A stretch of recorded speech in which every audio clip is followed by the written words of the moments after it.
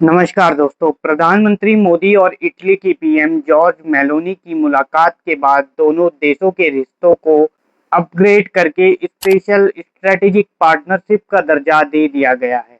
लेकिन एक तरफ जहां विदेश की धरती पर इसे बड़ी कामयाबी बताई जा रही है, वहीं भारत लौटते ही इस पर भयंकर सियासी घमासान शुरू हो गया है।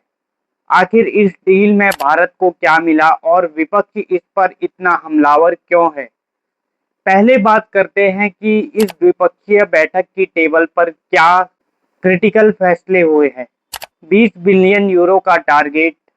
दोनों देशों ने 2019 तक आपसी व्यापार को 20 बिलियन यूरो यानी करीब 22 अरब डॉलर तक पहुंचाने का एक बड़ा लक्ष्य रखा है।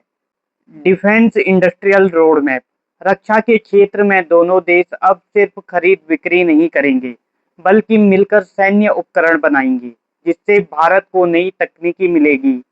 IMEC corridor. चीन के built and road initiative BRI को काउंटर करने के लिए Bharat middle east Europe economic corridor को तेजी से आगे बढ़ाने पर सहमति बनी है। क्रिटिकल मिनरल्स और टेरर फंडिंग।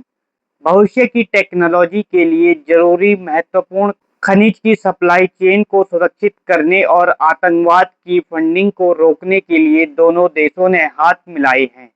लेकिन यहाँ एक बड़ा पेच है जिसे समझना जरूरी है। सरकार इसे एक ऐतिहासिक मास्टर स्ट्रोक बता रही है, लेकिन कूटनीतिक एक्सपर्ट का कहना है कि भारत और पूरे यूरोपियन यूनियन के बीच फ्री ट्रेड एग्रीमेंट पिछले कई सालों से अटका पड़ा है।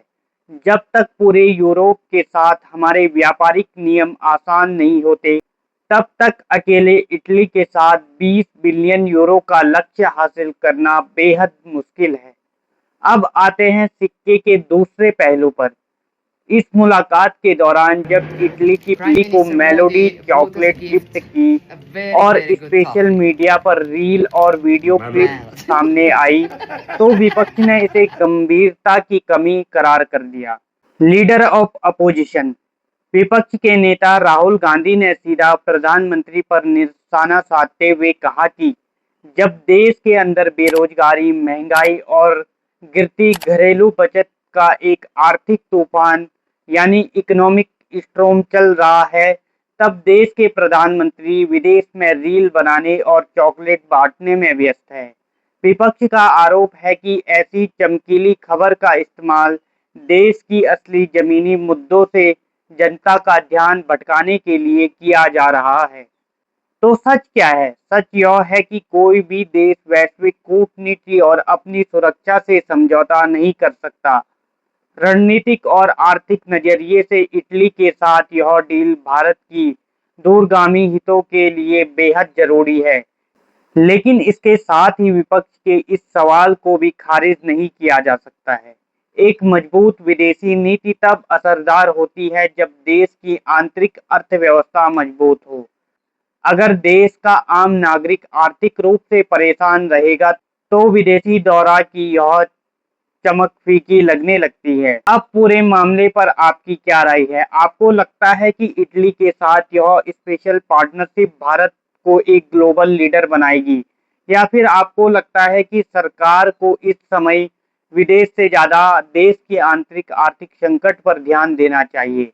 आपकी राय कमेंट बॉक्स में ज़रूर से लिखिए। ऐसे ही निष्पक्ष और कड़े विश्लेषण के लिए चैनल को ज़रूर से सब्सक्राइब करें। धन्यवाद। जय हिंद, जय बद्री विशाल साथियों।